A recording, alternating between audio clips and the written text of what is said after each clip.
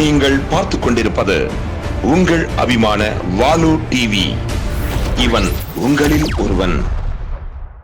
நான் பிறந்த ஆத்தூரில் உள்ள அரசு மகளிர் மேல்நிலைப் பள்ளியில் கடந்த செப்டம்பர் 6ஆம் தேதி அன்று மூத்த பத்திரிகையாளர், எழுத்தாளர் என்ற முறையிலும், ஆத்தூரில் படித்த முன்னாள் அரசு பள்ளி மாணவர் என்ற முறையிலும் சுமார் 1200 மாணவிகள் முன்பு தன்னம்பிக்கை உரையை ஆற்றினேன்.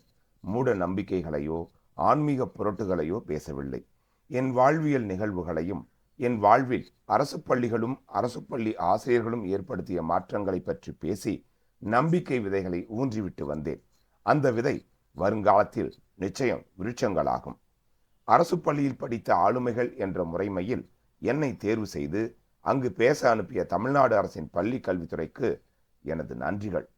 இனி எனது தன்னம்பிக்கை பேச்சின் சிறு பகுதி இங்கே. முதல் மாணவன் நான் தான். அங்க நான் முதல் சென்னைக்கு போறேன். வந்தேன், ஆனால் சக்சஸ் ஆகல. 2ஆம் முறையாக நான் சென்னைக்கு போறேன். சென்னை என்னை வரவேற்கிறது. முதல் முறை எனக்கு மிகப்பெரிய ஏமாற்றம் மாட்டேன். என்னை சீட் பண்ணிட்டாங்க. செகண்ட் டைம் போனப்போ நான் ஒரு பத்திரிகையாளராக ஒரு மாணவ பயிற்சி பத்திரிகையாக போயிட்டு நிறைய பயிற்சி எடுத்துட்டு இங்க ஆத்தூர் வந்தேன். ஆத்தூர் வந்துட்டு தான் நிறைய இடங்களை சுற்றி பார்த்துட்டு நிறைய விஷயங்களை எழுத ஆரம்பிச்சேன். இப்படித்தான் என்னோட பத்திரிகை உலக பயணம் தொடர்ந்துச்சு. 3ஆம் ஆண்டு முடிச்சேன் இல்லையா, நான் 107 5 பேர் மொத்தம், அதுல 4 பொண்ணு பிள்ளைங்க ஒரே ஒரு. அப்போ திரும்ப ஒரு தமிழாசிரியர் தெரியுமா, மாவட்ட எழுத்தாளர் மாணவர்களுக்காக ஒரு நாவல் ஈனாதி கதைகள், இன்னும் நிறைய புத்தகங்கள் இருக்காரு. அவருடைய நேரடி சீரன் பிஏ வரலாறு படிக்கப்போ அவர் என்னை நிறைய வளர்த்துருக்கு. நான் படிச்சது வரலாறு தான் என்றாலும் அதில் நான் தான் இருப்பேன். அந்த நாடக போட்டி நடக்கும், கல்வி போட்டி நடக்கும், பேச்சு போட்டி நடக்கும், எல்லாத்துலையும் நான் இருக்கேன். பரிசு வாங்கணும் இல்லையோ நான் உள்ள இருக்கேன். ஏதாவது ஒரு பண்ணணும், வேலை பண்ணணும். நம்மளுடைய இடம் இது இல்லை, இது இல்லைன்ற ஒரு தானத்தோட தேர்தல போனதோட விளைவு அங்கே என்ன கொஞ்சமா நான் செய்ய ஆரம்பிச்சிட்டேன். என்னை என்னுடைய ஆசிரியர் செய்தேன்.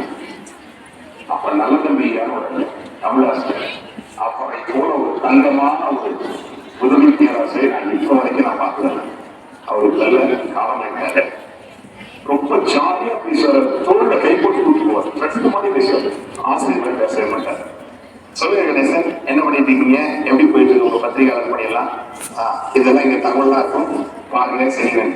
நான் 3ஆம் ஆண்டு முடிக்கும் போது அடுத்து என்ன பண்றதா ஒரு பேசுற ஒரு கேள்வி கேட்டேன். நான் பிஏ வரலாறு முடிச்சுட்டேயா, அடுத்து எம்ஏ வரலாறு சேலத்துல படிக்க போறேன். வரலாறு படிக்கிறதுக்கு 6 பேர் இருக்கான். வரலாறு படிக்கிறதுக்கு சில பேர் தான் இருப்பான். அதுல நீங்களும் ஒரு ஆள் நான் நம்புறேன். ஆனால் நீங்க என்ன பண்ணுங்க, எங்க போகக்கூடாது. பத்திரிகை உங்களுக்கு எழுத்து ரொம்ப நல்லா போகுது. நீங்க பத்திரிகையாளர் வரணும். பத்திரிகையாளராக வந்து எல்லா வேலையும் முடியாது. இதற்கான படிப்பு சென்னையில இருக்கு. அங்க அப்ளை பண்ணுங்க, அங்க போய் படிங்க. சேலம் ரொம்ப சின்ன வட்டம், அங்க சிக்காதீங்க. இதை விட பெரிய வட்டம் சென்னை. சென்னைக்கு போய் மாஸ்டர் டிகிரி படிங்க. அதற்கு மேல நீங்க படிக்கணும்னா சென்னையில படிக்காதீங்க. தெரியும் போங்க, JNU ஜவஹர்லால் நேரு யூனிவர்சிட்டி இந்தியாவிலேயே நம்பர் 1 கவர்மெண்ட் யூனிவர்சிட்டி. அதுவும் மிகப்பெரிய IAS IPSல உருவாக்குற யூனிவர்சிட்டி அதுதான் JNU. அங்க படிச்சாலே போதும், ஆட்டோமேட்டிக்கா சிவில் சர்வீஸ் ஆகுது, பசங்க ரெடியா இருக்கும். அங்க MPhil படிக்கணும். அடுத்து டாக்டரேட் படிக்கணுமா, நீங்க இந்தியாவிலே இருக்கக்கூடாது, ஃபாரின் போகணும். உங்க மட்டத்தை பெரிதாக, உனது தொழில்முறை அதிகமாக நீ பெரிய இடத்துக்கு வருவ அப்படின்னு அவர் சொன்னார். அவர் சொன்ன வாக்கை நான் எடுத்துக்கிட்டேன். இங்கிருந்து MA படிக்கிறதுக்கு சென்னை பல்கலைக்கழகத்துல விண்ணப்பிக்கிறேன். சென்னை பல்கலைக்கழகத்துல என்னோட வரலாற்றுத்துறை இப்போ நம்ம ஆத்தூர் அரசு நிலை காலேஜில் வரலாற்றுத்துறை HOD தான், ஹெட் ஆஃப் த டிபார்ட்மெண்ட், துறை தலைவர். அவர் பேர் வந்து டி ராஜா. அவரு அந்த பல்கலைக்கழகத்துல படிக்க ரொம்ப ஆசைப்பட்டார். அங்க எனக்கு இடம் கிடைச்சது. எங்க சார் எப்பவுமே சொல்லுவார், நான் படிக்க ஆசைப்பட்ட பல்கலைக்கழகத்துல நீங்க இடம் வாங்கிருக்கீங்க, ரொம்ப சந்தோஷம். எனக்கு ஒவ்வொரு நாளும் என் மாவட்டம் சொல்றேன். BA முடிச்சா அங்கதான் இன்டர்வியூ அட்டன் பண்ணுவோம். MA ஜேர்னலிசம் படிக்கிறது. அங்க இன்டர்வியூ முடிச்சுட்டு இங்க வரேன், டைஃபாய்டு 25 நாள் பெட்ல வந்தேன். நம்ம ஆற்றும் ஜிஹெச்ல ஒரு 15 நாள். அப்ப நான் ரெக்கவர் ஆகல. அதுக்கு பக்கத்துல மணிநேர ஹாஸ்பிட்டல் இருக்கும், நீப்பு சாப்பிட்டேன். எங்க அம்மா எங்க கொண்டு போய் சேர்த்து என்ன உயிர் பழக்க வச்சாங்க. நான் அப்படியே போயிருப்பேன். இந்த பெட்ல இருந்த நாள்ல என்னாச்சுன்னா, சேலம் அரசு கலைக்கல்லூரி எம்இ வரலாறு படிக்க அட்மிஷன் வந்திருக்கு. அடுத்து presidency Chennai presidency college ME வரலாறு படிக்க அழைப்பு வந்திருக்கு. என்னால போக அப்படின்னு எம்ஏ ஜோதிஷம் படிக்கிறது என்னோட தவறும் வரல. நான் வீட்டுக்கு வந்து சொல்றப்ப எலும்பு தூரமா மாறிட்டேன். என் வாழ்க்கையில புரிஞ்சிருச்சு, இந்த வருஷம் போச்சு அப்படின்னு எனக்கு ரொம்ப மிக்ஸ் ஆகி வீட்டில் இருக்கும்போது வந்துச்சு எனக்கு ஒரு லெட்டர். சென்னை பல்கலைக்கழகம் வந்து ஜோதிஷம் படிக்க நீங்க தேர்வாகிருக்க வாங்க. 2002 ஆகஸ்ட் மாசம் 20ஆம் தேதி இரவு ஒரு 8 மணி 8 மணி இருக்கும். நான் அங்க போய் சேரணும்னா நான் 2000 ரூபாய் பணம் கட்டணும். எங்க அப்பாட்ட போய் பணம் கேட்கு. வழக்கம் போல எங்க அப்பா காசு எனக்கு என்ன பண்றதுன்னு தெரியல. நான் போகிறதுக்கு டிராவலுக்கு மினிமம் எனக்கு ஒரு 300 rupees வேணும். நான் அந்த ஃபீஸ் கட்டுறதுக்கு 2000. எங்க அம்மா உடனே பார்த்தாங்க, என்ன பிரச்சனை ஃபுல்லா கீழே பண்ணிட்டு குடுகுடுன்னு போனாங்க. கொஞ்ச நேரத்தில் பணம் கையில் கொடுத்து எங்க அம்மா வச்சிருந்த தாலியை போய் அடகு வச்சுட்டு என் கையில இருந்துச்சாங்க. நீ போய் படிச்சாங்க, அம்மா இருக்கிற நான் பார்த்து போய் ஆகஸ்ட் 21 காலையில 4:22 என் கால் சென்னையில பட்டுச்சு.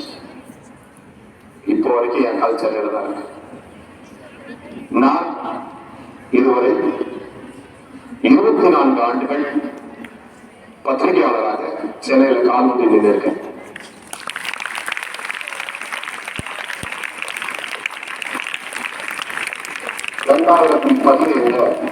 என்னோட எழுத்தாளர் அவதாரம் பிறந்துச்சு. இதுவரைக்கும் 14 புத்தகங்கள் எழுதியிருக்கேன். அதுல 2 புத்தகங்கள் தமிழ்நாடு அரசு பாடநூல் கழகம் வெளியிட்டிருக்காங்க. அந்த 2 புத்தகம் எழுதுவதற்காக அரசு எனக்கு கொடுக்க இருக்கிற தொகை எவ்வளவு தெரியுமா? யாரா சொல்லுங்களேன்.